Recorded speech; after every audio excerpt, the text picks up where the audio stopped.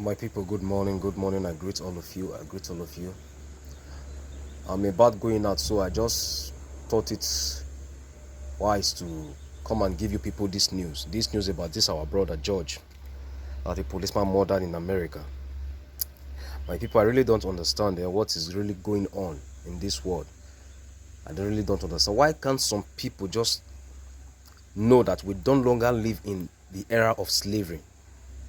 We don't longer live in the era of slavery. I just don't know why.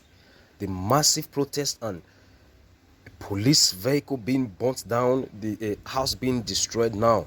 The protest, my people, I don't think this protest is going down anytime soon. This really need to stop. This really need to stop.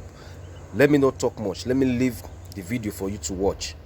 With the crisis engulfing America and now spreading worldwide, London, Berlin and Copenhagen, just some of the cities standing in solidarity with demonstrators in the wake of the death of George Floyd, an unarmed black man who was killed by police in Minneapolis.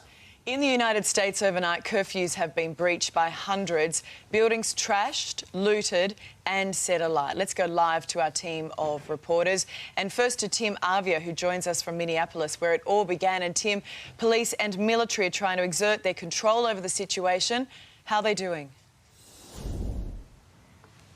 Well, Ali, mostly they've got most of the city under control. It was just a massive, massive show of force last night. Thousands of officers flooding the city to try to crack down on that unlawful behaviour that we have seen, the rioting, the looting, the burning of buildings that we've seen night after night. We've seen the streets being armoured personnel carriers driving around the streets this morning. The Black Hawk helicopters are still circling around the skies. Last night they made more than 100 arrests, confiscating weapons like those AR-15 assault rifles.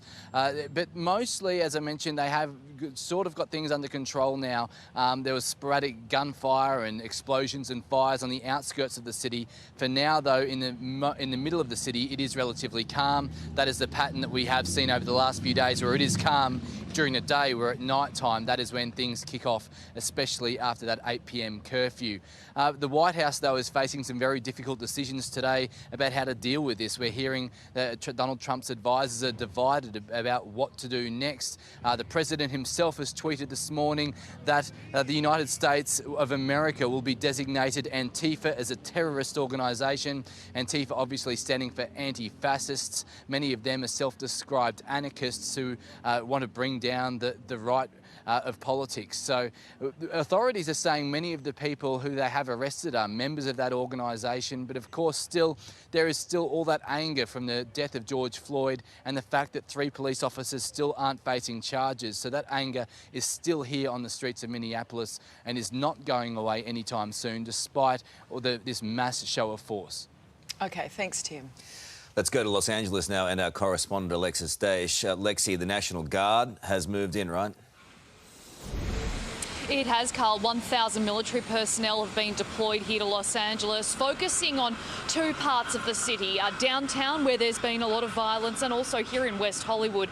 And as you can see, we've got lots of people cleaning up after what was just an awful 24 hours in Los Angeles. Violence on the streets with riot police setting police cars alight.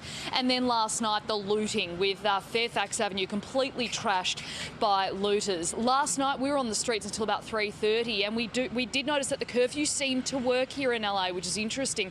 They did arrest some people, but by and large the streets became a ghost town. The mayor has just confirmed that curfew will again be imposed tonight, 8 p.m. So fingers crossed that and the military personnel makes a difference here in Los Angeles. Carl. Lexi, thank you. Now to London, where thousands of protesters have hit the streets in solidarity with US demonstrators. US correspondent Sophie Walsh is there, and Soph, this is becoming a global movement. Here it is, but this was a relatively peaceful protest, only a handful of arrests, 3 for breaching COVID laws, but there were thousands that took to the streets here in London. They began at Trafalgar Square, made their way up to Downing Street, Parliamentary Square, and then to the US Embassy at Vauxhall. They were chanting Black Lives Matter, as well as the UK is not innocent. Obviously, what's happening in the US is really resonating with people here in the UK. The London Mayor, Sadiq Khan, made a point of saying today that he takes all allegations allegations of police brutality extremely seriously. He also tweeted the death of George Floyd has rightly ignited fury and anguish, not just in the USA, but around the world. No country, city, police force or institution can be complacent about racism and the impact this has. And speaking to people today, they have simply, they've simply incredibly upset. We're dealing with institutional racism. We're dealing in a society that is oppressing minorities, and this is not something that only happens in the US. It's something that is happening globally. And that show of solidarity is spreading right across Europe. There were similar protests in Copenhagen as well as Berlin, where they held placards saying, "Please stop killing us." More demonstrations are expected in coming days. Ali?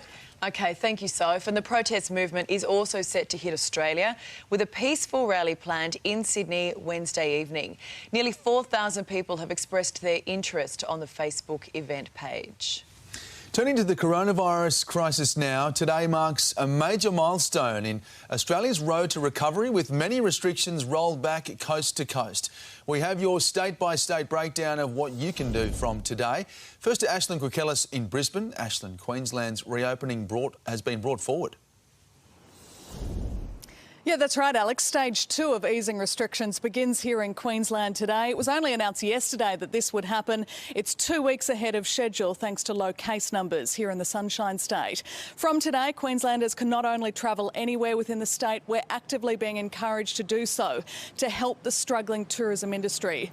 Pubs, clubs, restaurants and cafes can have up to 20 people at a time now. That same number applies for private gatherings in homes. And from today, gyms, cinemas and churches can reopen. For now, though, Alex, Queensland border remains closed.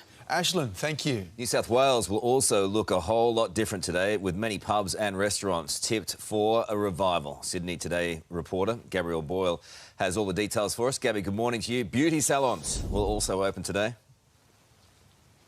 Yeah, thank goodness, Carl. I am in desperate need of a mani-pedi, like so many women across New South Wales.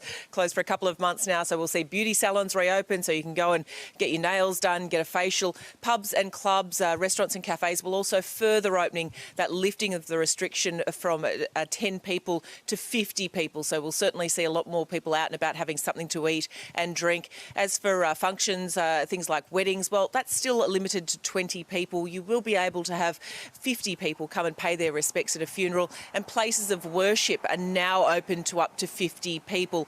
Museums, libraries and zoos will also reopen, of course, maintaining those social distances. Pools will also be able to reopen. It will be one person per lane in those circumstances. But arguably the most important and most significant change that we're going to see in New South Wales as of today, regional travel is back on the cards. Great for our tourism sector, Carl. Sure is. Badly needed. Gabby, thank you. Let's go now to Christina Hearn at Melbourne's Chapel Street, where cafes and restaurants are preparing to open their doors. And Chris, when will it happen? Ali, good morning. Well, as of midnight last night, cafes, restaurants and pubs can have seated customers once again. Cafe Kachina here on the popular Chapel Street was the first in the state to fling open its doors at the stroke of midnight to some very eager customers. Of course, you can only have 20 customers at any one time, so some restaurants have got quite creative in how they are filling the empty spaces. Overnight stays allowed once again. Beauty salons can open their doors, and two of Melbourne's biggest attractions, the zoo and aquarium, welcoming visitors once again. Ali? It is good news. Thanks, Chris. Let's go to Natasha Kramer in Adelaide now, where the city is leading the nation in lifting restrictions. Natasha, good morning. Gyms are going to open their doors for the first time in more than 2 months. They certainly are, Alex. This one behind me will be one of the first in Adelaide, with hosting a class in less than half an hour, and it will be capped with 80 people depending on spaces with gyms, but I'm sure there'll be very many people excited to get back to their fitness. Along with this will be galleries, museums and cinemas. Beauty salons will also be allowed to reopen, and perhaps one of the most popular restrictions being eased today is being able to go back to the pub or a bar for a drink without food, but those patrons will need to be seated. Alex? Natasha, thank you. Meantime, on the West Coast, an easing of travel restrictions has already seen a resurgence of the WA tourism industry. Jacqueline Robson has the details from Perth. Bright and early there. Jacqueline, good morning to you. Things are starting to feel much more normal, right? Carl, we were given a taste of freedom for WA's long weekend. Regional borders were pulled down just in time for locals to get away for the long weekend, heading south to our wine region for many of them. But it's also welcome relief for the tourism operators stuck outside of Perth's border bubble. The biggest party will be this coming weekend when WA eases its restrictions to gatherings of up to 100.